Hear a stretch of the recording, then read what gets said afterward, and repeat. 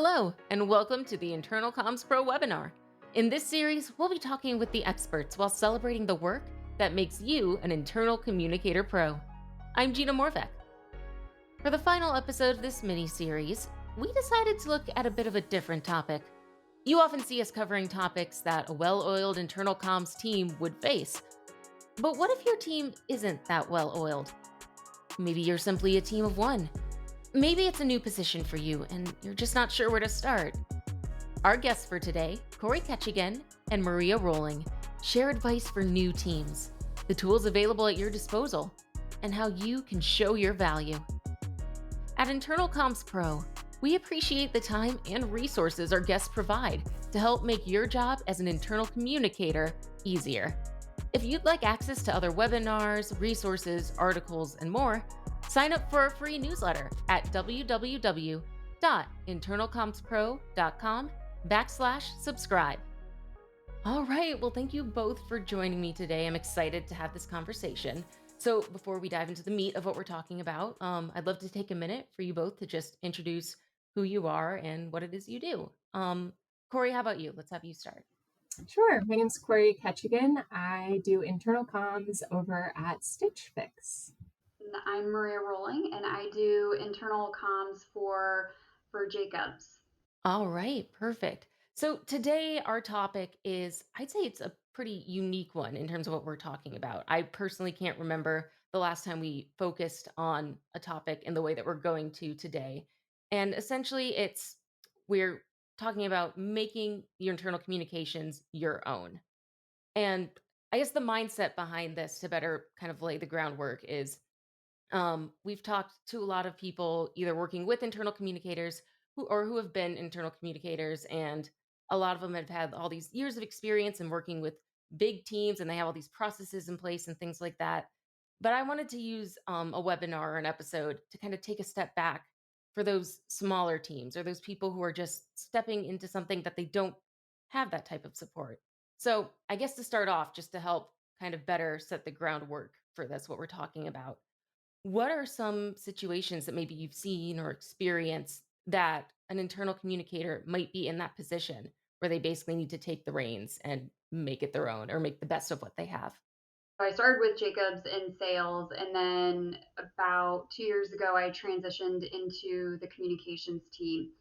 And it was right after everything hit with the pandemic, and the portion of the team that I had joined didn't really have anybody. So I started out as like a general communication specialist, or I say general and then say specialist, but communication specialist. So I was doing essentially a little bit of everything. And at that time, my boss was starting to grow the team, and my passion really leaned towards internal.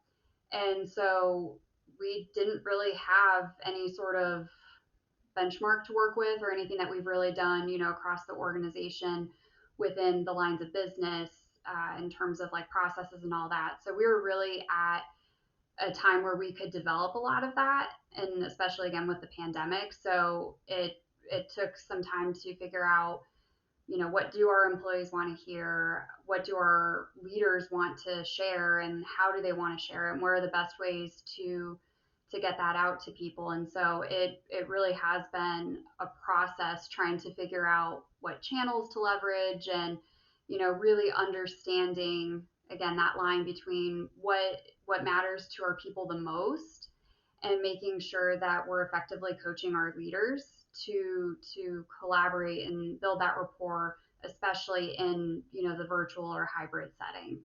In my previous organization, I built internal comms from the ground up and was kind of like a sole internal comms warrior, we'll call it. So everything was brand new, which offered me an incredible opportunity to try things because the org didn't know any different, right? When I joined Stitch Fix, we do have a very small but mighty team here with some semi-established processes, but a lot of it is like, what more can we do? How much closer can we get to the employee and to the client? And I think that's a really cool avenue to take and to explore, and to lean on people who have had experience in this organization and say, like, what have you enjoyed? What do you want to know more about? What haven't we provided, or what have we provided that we stopped providing that you would love more of again? Like all those opportunities to dive in and be like the newbie who just explores things again and resurrects things or helps elevate things for the way our business is set up now. And that's like my favorite part about being sort of a small team is you can get into those nooks and crannies. You don't have a lot of bureaucracy and process. There are caveats to that, of course, but that's where my energy really like loves to be is in those small spaces. For sure. And I like that you say, especially being in that small space or getting that new project sometimes, that gives you the freedom to experiment and try new things to see what works and what doesn't. And yeah, it's definitely worth taking advantage of that situation if it's there. But as these internal communicators might be trying new things, they of course they don't have to do it alone. That even if they are a small team or for some people a one-person team, there are tools and resources out there for them to help them with their job essentially. So my next question would be is have you seen some of those resources or tools that you would recommend either like to first time internal communicators or just people with a small team with not a lot of resources? My greatest piece of advice is like get familiar with thought partners in your organization that have information that you can capitalize on. And I'm not talking always about executives, I'm talking about like those individual contributors who are really culture carriers for your organization. Like they are the nuggets and resources. I have touch bases with those people inside my organization frequently. And it's really like pulse on the ground, what's working and what's not. The beauty of internal comms is your customer is right in front of you. Like you have endless loops of feedback, right? As long as you're comfortable with feedback, that's the blessing. I've also set up a lot of just ways for people to connect with me to tell stories that they're not sure exactly how it'll play out. So whether it's like an intake form off Google Forms or like SharePoint, if that's your intranet, all those places have forms that you can create to start sourcing information that can become larger projects for you. So I think all that's really important and the postmortem of it all. So always trying to source what worked well, what didn't, how do we want to change that? And if you're looking for an internal comms tool, I'm really biased towards Contact Monkey as like a comms platform to send out. I love them as just a tool. If you can squeeze out the budget, I think that's always the other thing too. With small teams, budget is tight, so be really clear about what you want to spend money on. Is it the video work you want to do, voiceover work? Is it a customized newsletter platform? Like all of those things are really important. So when you present your use case, they see value in it. Yeah, I echo what you say. I think the first part of getting the information is really just building those relationships. It's you have the key stakeholder groups like HR and sales and all those groups, but especially within I work with a global engineering firm, and it's really easy to get caught up in what's going on kind of at that corporate level. So building the relationships with the people that are doing the projects and understanding what matters to them. And then in terms of tools, we have a prescribed set of tools that we use.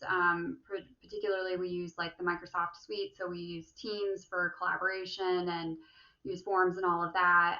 We use Emma for our email platform. But in terms of getting other information, we do culture surveys periodically, and that's always a good kind of way to gauge what's going on and all of that. So it's figuring out what tools the organization offers and then starting to dive into those and understand how they work. And I am also a huge fan of just Googling. If you don't know something as an internal communicator, or if there is a tool that your company is using and you don't really know it, making sure to like Google, how do I do this? And learning a little bit more about that. So that way you become comfortable with what you're using to communicate to people. hmm I can 100% vouch Google has been my best friend over the years when it comes to internal communications or even preparing for interviews like this. Incredibly helpful, simple tool, but very effective. So I guess the next thing I wanted to look at is so again, for some people coming into this position that it's new, that they have this opportunity to experiment and try new things. But I'm sure some people, they might be on a team that may or may not be convinced with what they're trying to do, or they're uncertain on the direction that they may want to take something. So I guess my next question would be, how can an internal communicator best express their value to the rest of their company to essentially, it feels weird to say this, but to prove their worth almost with what it is that they're doing? I'm happy to jump in with that one because I will say, again, working with an engineering firm, it's sometimes there it's changed a lot within Jacobs. The culture has changed a lot, but I mean, traditionally we have run into a lot of people don't understand what communications does and doesn't understand their value.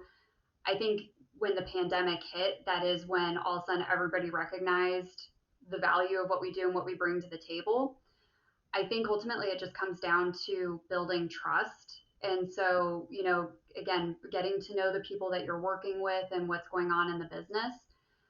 I'm also very much a data nerd. I love measuring analytics from like our events or from, emails and all of that. And so between having a solid relationship with the people that I'm working with and then whenever I make a recommendation, I always try to have data to back up what I'm saying. So that way it's not, I feel very strongly this way. It is, I have data to show, this would be a good direction to go, with what we're communicating, or this is when we need to shift gears. And so I think relying on, again, both your relationships and then data. Yeah, us comms people, I think, can sometimes forget the beauty of data. So I'll dive into that one too. I think it's super important. The other thing I always try to start a conversation with when I'm talking about value to be added is connecting the internal comms to our company objectives for that year or quarter or whatever it might be. So how is this going to drive the business forward? Because we are a service to the organization, not always a revenue driver. So we need to be able to connect back. And then I'm very transparent in the risk and opportunity. So, like, here is the potential risk of doing this new thing. Here is the potential ROI of doing this new thing. And like, let's roll the dice. I think the ROI far outweighs the risk. And opening up that discussion, eyes wide open for leaders, and circling back, and then always relying on feedback from our very customer who's sitting with us. And so pulse surveys, post event surveys, we'll even like throw them into a Zoom webinar at the very end, build in 2 survey questions that are all just about the comms. Like, did you get the information you needed to be successful? And like, what could we do better? What do you want to know more about? All that information is super valuable. And in fact, I found that like a lot of times leaders ask about that feedback so that they can drive their own teams forward in making some changes. And that's how you know you've got the value, right? Like that they're coming to you asking for that feedback as opposed to you just always sharing it proactively. It's such a difference. Exactly, for sure. And I think Corey kind of dove into what I was going to ask next then. So, like, of course, bringing the data for when you're trying to experiment or do certain things is absolutely important. But I'm sure for some internal communicators, especially if it's a newer position, or I guess maybe if the team's growing and this is their first time kind of really focusing harder on internal communications, there may be aspects to what they're trying to do where their company or fellow employees just aren't participating, that they're still, maybe it's not even that they aren't convinced, they're just so busy on their own end and they're doing their own things. And so you're not getting the resources you need to try to get the results that you'd like to see or to get any results. And I guess what would you say to internal communicators who are kind of at that point, who might be feeling discouraged for trying to get something going that maybe the company's just not supporting them that full way? I think I mean, we're running into that right now with as the end of the fiscal year. There are just so many things going on. And again, large company, we're very eager about all of the initiatives that we got going on. And so I think, a couple of things to help that. One is making sure that when sharing information or sharing new ideas, if it's something that's meant to be shared with a broader employee base, making sure that it's coming from the right level of leadership. I think a lot of people want to go to the most senior leader to send out an email, but if that employee doesn't have a relationship with that senior leader, they're not necessarily going to do that action or participate in that initiative. Whereas if it comes from their project manager or their line manager, they're more likely to respond. So I think finding the right level of leadership, or the right person to share the information with employees, and then also understanding the priority of it. So I know Corey had mentioned, what is the ROI, and and thinking strategically and objectively. So looking at what you are trying to communicate, given the breadth of everything going on, where does the priority level stand? And is it something that maybe can be rolled out a little bit later or shared a little bit later? So that way it is more well received, or if it is like it has to be done now, how can you break down the steps to getting that action done in a way that makes it as easy as possible on people that are already just so busy and have so much to do? Yeah, I think that's such a big one. Two things sort of come to my mind initially, and it's you have to meet employees where they are, and where they are might be a moving target, right? In my previous organization, I worked in manufacturing. That's a very diversified group of folks. And so we had to find, is this information reaching people where they are? And where they are might literally be on the assembly line, and where is that information and how is it getting translated? Is it best translated, to Maria's point, like by a line manager, or is it on the boards that they walk by every day, or is it on the lunch table, like in literal printed out form, right? Real old school, because that's where they're at right now. They don't have their phones, they don't have access to email. We have to get closer to them. I think the same can be said for a corporate audience too. Like they might never be able to get their way out of an inbox. And while that used to work 6 months ago, they're embedded in the org so much now and they're overwhelmed by project work. So maybe Slack is the answer, or Teams if you're in the Microsoft Suite platform and you find really creative ways. Or maybe it's in a pre-reel of an all hands, like we have to drive that forward. Opt-in text options, like all of those things are totally available. And then I also think the other thing is, don't be afraid to take a step back from something. I've many a times kickstarted something. It's worked for 6 months. It's stopped working because of an organizational change. And I've pushed pause because the output by little old me was not enough, right? Like I can't keep putting all the energy in if it's not right for the org at that moment. You can always resurrect a program. And I think that's the beautiful thing. Organizations are living, breathing organisms practically, and we need to just understand that. So don't be afraid to put that program on pause or evolve it or change it, or say, to Maria's point, the CEO is not the right person for this platform anymore, this program. It actually can be, your, I don't know, head of tech that can deliver that message, or your head of HR that can actually be doing those fireside chats. And like, let's just change that dynamic, maybe rebrand a little and roll it out in a different way. Those are all options. For sure. Well, that's perfect. So, I guess to wrap up this conversation, I realize now this is going to sound very much like a interviewee question. What should I have asked that I haven't asked yet? But to wrap things up, for the internal communicators that are in this position and that they're trying to make this internal communications plan that they've been given their own, what is a last piece of advice that you would like to give them? In chatting with one of my colleagues today, the two things that we talked about that are just so important for internal communicators are agility and then setting boundaries. With the amount of activities going on, you have to be flexible to shift gears into whatever is most critical. And again, with the business, it's constantly fluctuating. Corey, I loved how you said it's a living, breathing organism. So being agile and being able to jump into whatever is going on, but also setting boundaries.